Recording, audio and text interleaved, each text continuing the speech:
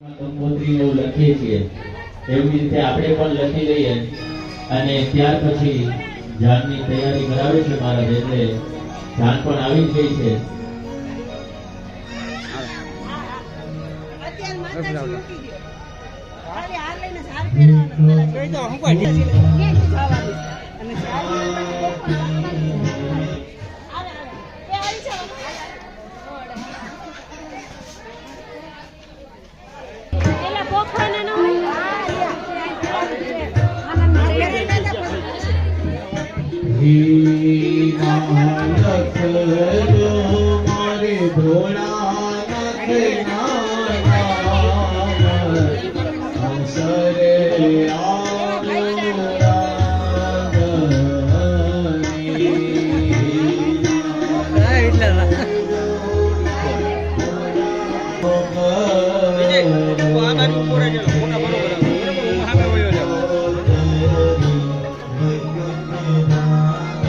બેરી જતો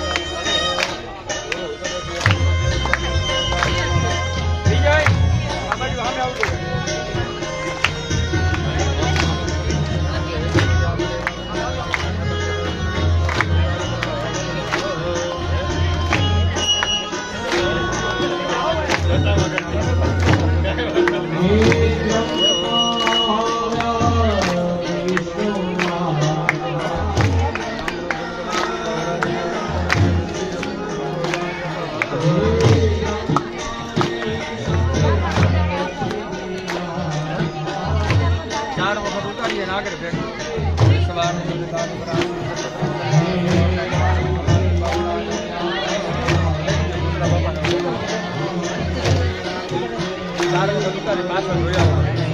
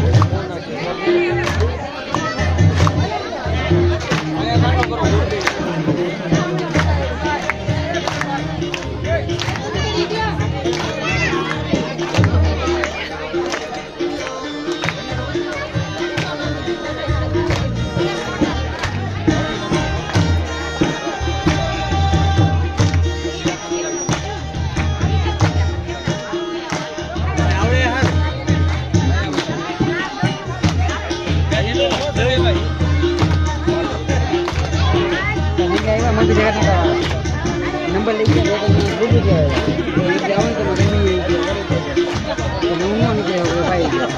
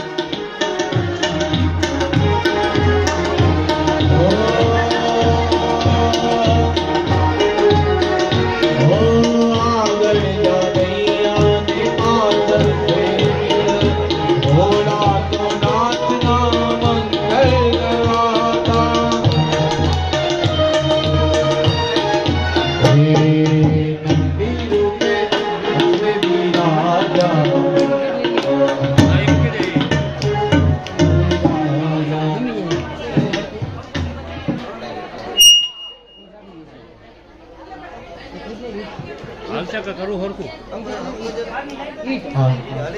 આમ જ રાખવું હોય ને રાખવું હોય હે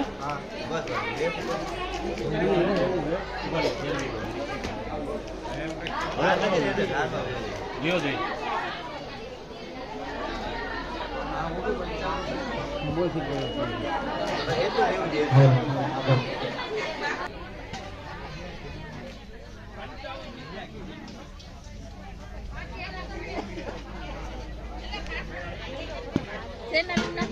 હવે થોડોક સમય થયો એટલે એમના પિયર વાળા એને તેડવા માટે આવ્યા. પિયર વાળા તેડવા આવ્યા એટલે એને ત્યાં લઈ ગયા. પિયરે ગયા એટલે હવે એ દીકરી સંસ્કારી એટલે એના પોતાના પરિવારના લોકોને કોઈને કીધું નહીં કે આ નકર તો શું.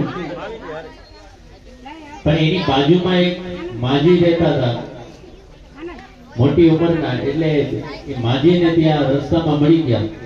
એટલે માજી કહે છે કે માજી જય શ્રી કૃષ્ણ. એટલે હવે માજી કે લે દીકરી તું આવી ગઈ, ક્યારે આવી તું? ઘરે તો બધા મજામાં છે ને? હવે દીકરી કહે છે કે હા બા બધા મજામાં. તાર પતિ કેવો છે? તો કે ઈ પણ સારા છે. હવે દીકરીએ જરાક સમયનો તકનો લાભ લઈ અને કીધું કે બા હું તમને એક વાત કરું છું, તમે કોઈને વાત ન કરો ને તો. હવે એ બા મોટી ઉંમરના એટલે કહે છે કાંઈ વાંધો નહીં દીકરી, તારે જે દુઃખ હોય ઈ મને તું કે, હું કોઈ જ નહીં કહું. હવે એ દીકરી બાને કહે છે બા તમે કોઈ કહેશો નહીં ને? મારા પરિવાર વાળાને તો ખાસ ન કહેતા. તો કે ના ના નહીં કહું, તું મને કે. હે બા નકર તો એટલે શું? હવે માજી પણ કોઈને જોડી ગયા કે નકર તો એટલે. હવે દીકરીને કહે છે કે એટલે તું મને વિસ્તારથી કે વાત. એટલે માજી એમ કીધું કે જો દીકરી હું તને એક સલાહ આપું, મારી વાત માને તો કા તારો ઘરવાળો સુધરી જશે અને તારું ઘર સંસાર ચાલશે, અને કા તારું ઘર ભાંગશે. જો મારી વાત માને તો. હવે દીકરી કહે છે કે બા અમે અત્યારે ક્યાં રસ જ છે, જે થાય તમે મને સલાહ દો. હવે બા એમ કહે છે કે સાંભળ, તું કાલે ઘરે જા, તારા તને સસરા વાળા તેડવા આવે તું ઘરે જા. પછી જ્યારે તારા પતિ એમ કહે કે નકર તો, એટલે તારે એમ કહેવાનું કે નકર તો શું કરી લેશો? જો દીકરી પેલા કહું કા તારું ઘર સંસાર ચાલશે બરાબર અને કા ઘર ભાંગશે. દીકરી કહે છે કાંઈ વાંધો નહીં બા. હવે એવા સમયે 2-4 દિવસ પછી દીકરીના પણ સાસરા વાળા તેડવા આવ્યા. દીકરા એને દીકરીને લઈ ગયા. તો એ જ રાતે એના ઘરવાળા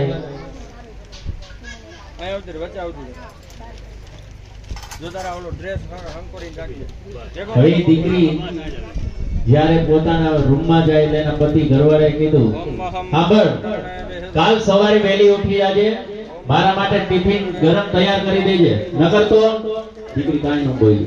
બીજે દિવસે પણ એમ જ કીધું કપડાને ઇસ્ત્રી કરી દેજે.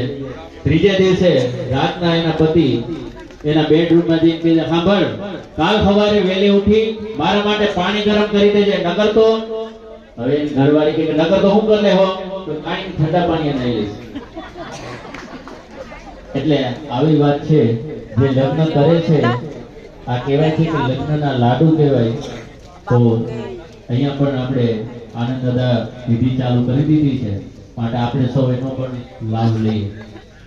બોલો ધુરેશ્વર મહાદેવ કી જય.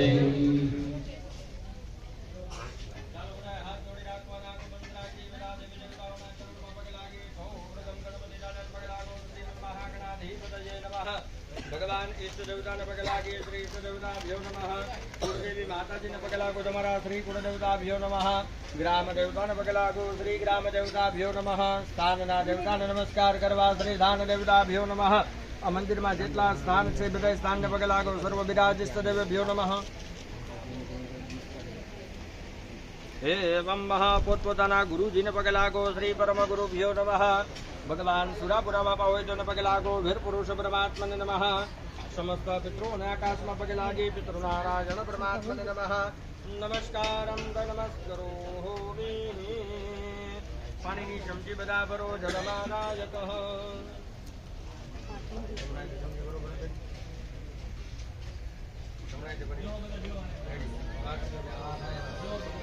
બધા બોલો ઓમ વિષ્ણવે નમઃ. વિષ્ણવે નમઃ. વિષ્ણવે નમઃ. આખો ભગવાન ઓમ વિષ્ણવે નમઃ. વિષ્ણવે નમઃ. વિષ્ણવે નમઃ. નામ નરાજ્ઞાસ્ય પ્રવર્તમાનાદિ બ્રાહ્મણોર્વિત્તિપ્રાર્થે શ્વેતવરાહ નામના કલ્પેષ્ટાભ્યો સતિતમે કલિયુગે કળિવૃદ્ધમ ચરણે ભવલોકે ભારતોષે જંપર્દવીપે કન્યા કુમારિકામક્ષેત્રે ભવરાષ્ટ્રનગરી ક્ષેત્રે રાજકોટનગરી મધ્યે સંહંત બેદરકાસિના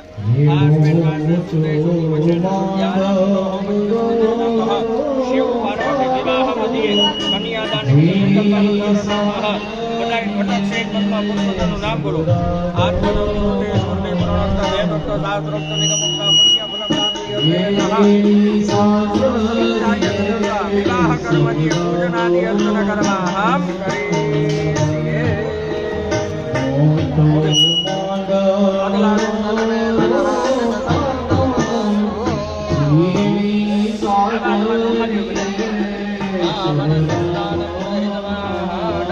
ડબાટમાં લ્યો તમે.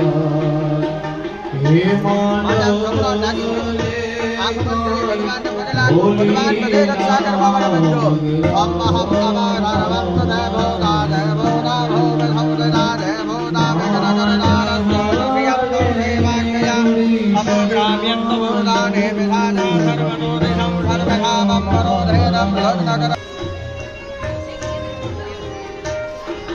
આંખો બંધ રાખી ભગવાન પંચદેવતાને પગે લાગી તો ભગવાન સૂર્યનારાયણ દેવને પગે લાગો. રામ રેમ રોમ સૂર્યનારાયણ પરમાત્મને નમઃ નમસ્કરોમિ.